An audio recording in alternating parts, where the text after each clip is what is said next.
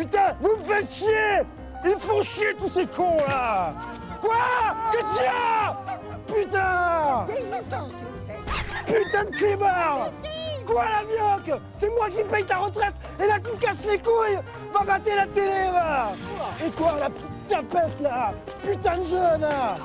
Mentalité d'assister! L'enfer, c'est les autres, comme disait Jean-Paul Sartre. Et pourtant, un monde sans les autres serait complètement ennuyeux, voire totalement invivable. Dans cette vidéo, on va voir comment gérer son rapport à l'autre, comment se faire respecter par l'autre sans le vexer et aussi comment gérer les conflits. Est-ce que tu t'es déjà senti triste d'être seul? Et d'autres fois, est-ce que tu as déjà eu envie d'envoyer chier tout le monde tellement les autres t'énervent? C'est l'illustration d'un des paradoxes de la condition humaine. L'être humain est un être social. Il a évolué pour vivre en groupe. À l'époque, il n'aurait pas pu survivre seul. Les autres lui sont donc indispensables, mais en même temps, ils sont en compétition avec lui pour les autres ressources dont il a besoin pour survivre. Comme par exemple la nourriture, le territoire ou les individus du sexe opposé. Dès le départ, les autres sont donc à la fois une nécessité et un problème. Ça pose déjà les bases d'une relation complexe. Maintenant, imagine que tu es avec un ami et vous regardez un bâtiment.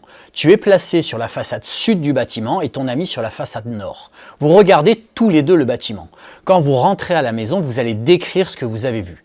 Votre description sera totalement différente et pourtant vous aurez tous les deux raison. Tout simplement parce que vous n'avez pas le même point de vue. Cette image illustre la façon dont chaque individu voit le monde. Ce qu'il faut comprendre, c'est que le vécu et l'expérience de chacun créent un point de vue qui est propre à chaque individu. En PNL, on parle de carte du monde pour dénommer la vision qu'a un individu de ce qui l'entoure. Et on insiste bien sur le fait que la carte n'est pas le territoire. On a donc une réalité et des vérités. Il y a autant de vérités que d'individus différents. Ce qui est difficile à admettre, c'est que notre vision du monde est différente de celle des autres individus, mais elle n'est pas pourtant plus vraie. Et elle est tout aussi empreinte de subjectivité. Plus les individus ont des cartes du monde différentes, plus ils auront du mal à se comprendre. D'où les problèmes qu'on peut rencontrer dans une société qui se veut trop intégratrice sans tenir compte de ses spécificités. Maintenant, imagine que tu es quelqu'un qui manque de confiance en soi, tu as du mal à t'exprimer et à t'intégrer dans un groupe.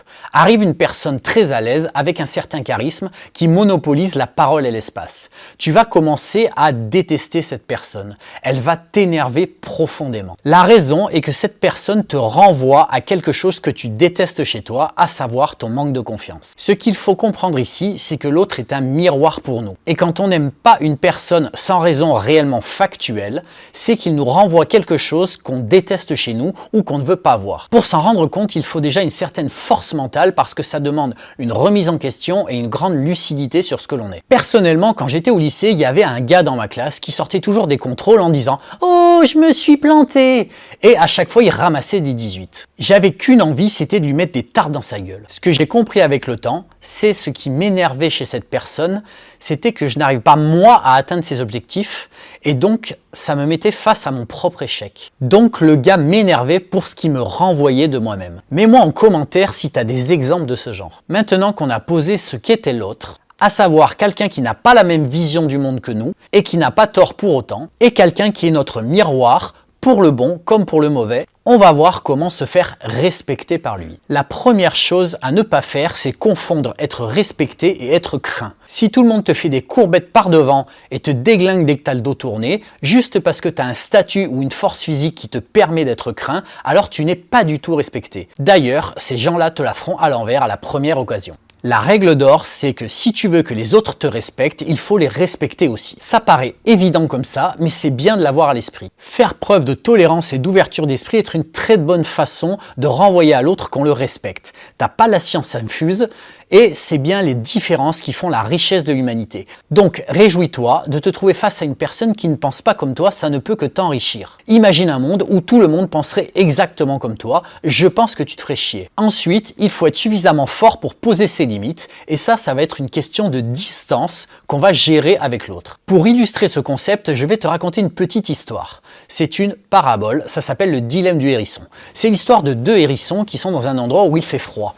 Donc ils veulent se réchauffer réchauffer et pour se réchauffer, il se rapproche. Il se rapproche et là, il commence à se piquer, donc il s'éloigne. Et en s'éloignant, ils se refroidissent à nouveau, donc ils se rapprochent et ils se piquent, etc. Trouver la bonne distance avec une personne, c'est trouver la distance à laquelle tu vas pouvoir te réchauffer sans te piquer. Autrement dit, c'est la distance à laquelle tu vas pouvoir profiter des qualités d'une personne sans subir ses défauts. C'est très subtil et c'est vraiment propre à chaque binôme. Il y a des personnes qui seront toxiques pour toi et celles-là, faudra les tenir éloignées. Mais ça ne veut pas dire qu'elles seront toxiques pour d'autres gens. C'est vraiment propre à toi, à ta personnalité et à celle de la personne. D'ailleurs, pense qu'on est tous le toxique de quelqu'un. Il y a des personnes pour qui tu es extrêmement toxique aussi, même si tu n'en as pas l'intention au départ. Quand on parle de poser ses limites, il faut aussi savoir dire non.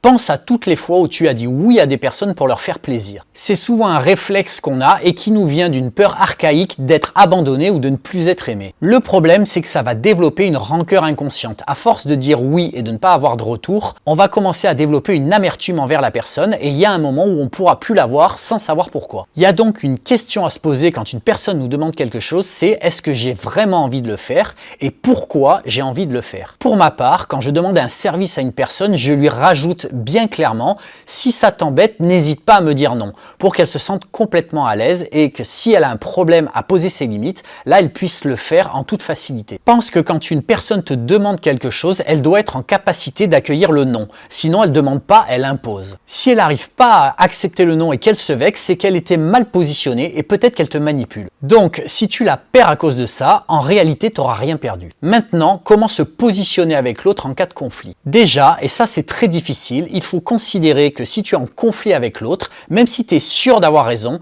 il y a de grandes chances que ce soit 50-50. Dis-toi que de son côté, l'autre aussi est sûr d'avoir raison. Pense au bâtiment, l'autre est sûr d'avoir vu des fenêtres alors que toi tu as vu une grande porte. Mais vous n'étiez pas à la même position, donc vous avez raison tous les deux.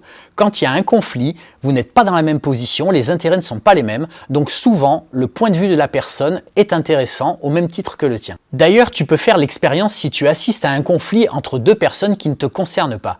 Tu verras que les deux sont sûrs d'avoir raison, mais avec ton regard extérieur, tu te rends compte très souvent que c'est un peu 50-50. Donc l'idée là, c'est d'essayer de se mettre à la place de l'autre, d'adopter son point de vue pour voir comment lui entrevoit la situation pour essayer de le comprendre. Si tu y arrives, ça risque déjà de désamorcer une grosse partie du conflit. Ensuite, l'idée c'est aussi de se connecter à l'intention de la personne.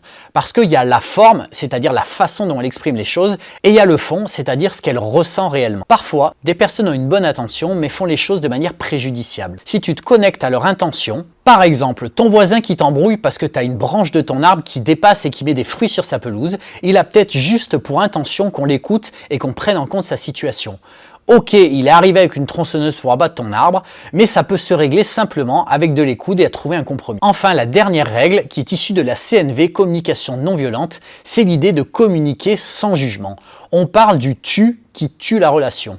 Si tu accuses quelqu'un, si tu utilises le tu pour lui parler, il y a des chances qu'il se sente jugé et au banc des accusés. Il va donc se mettre en défense et là, ça va être difficile de développer un argumentaire. Il y a une technique très simple à utiliser qui permet d'exprimer à une personne les choses qu'on ressent sans la vexer. Ça s'appelle le DESC, c'est un sigle que je t'affiche ici. Le D, ça signifie décrire. On va s'appuyer sur du factuel uniquement. Le E, c'est émotion, on va dire ce que ce factuel nous a fait ressentir. Le S, c'est solution. On va proposer à l'autre de nous trouver une solution pour que ça ne se reproduise plus. Et le C, conclusion, ça va permettre de sceller l'accord. Je vous donne un exemple. J'ai un ami qui arrive systématiquement en retard et j'ai beau lui dire ça ne change rien. À chaque fois, je lui dis t'es en retard et lui se vexe en me disant c'est qu'un quart d'heure, c'est que dalle. Sauf que pour moi, un quart d'heure, c'est beaucoup parce que j'ai des choses à faire. Donc je vais lui dire je constate qu'il y a régulièrement des retards quand on a rendez-vous. Je ne lui dis pas que tu arrives en retard, je lui dis qu'il y a des retards. Et ça, il ne peut pas le nier puisqu'on en parle souvent. Ensuite, je vais lui dire, ces retards me portent préjudice, ça me met dans un état de stress parce que j'ai l'impression de perdre mon temps. Et je vais lui demander comment est-ce qu'on peut gérer ça, quelle solution on peut trouver pour que ça ne se reproduise pas. Si l'autre a un minimum d'empathie, il va se connecter à mon émotion et me proposer une solution. Par exemple, ok, à partir de maintenant, je vais faire attention, ou alors, donne-moi un rendez-vous et arrive-toi un quart d'heure après, comme ça, normalement, ça devait coïncider. En conclusion, je vais lui dire que je le remercie de m'avoir écouté et je vais lui proposer de mettre en place la solution qu'il m'a proposée. Ça a l'air de rien comme ça, mais c'est extrêmement puissant. Bien sûr, toutes ces techniques vont fonctionner si ton interlocuteur est globalement de bonne foi. Si tu tombes sur un gros con plein de mauvaises intentions, il y a d'autres façons de faire. Mets-moi en commentaire si tu as envie que je te fasse une vidéo sur ce sujet-là. Voilà, j'espère que ça t'a plu. Si c'est le cas, mets-moi un like, blablabla, abonne-toi à ma chaîne, ça m'aide à en faire plus. Et je te dis à bientôt pour une autre vidéo.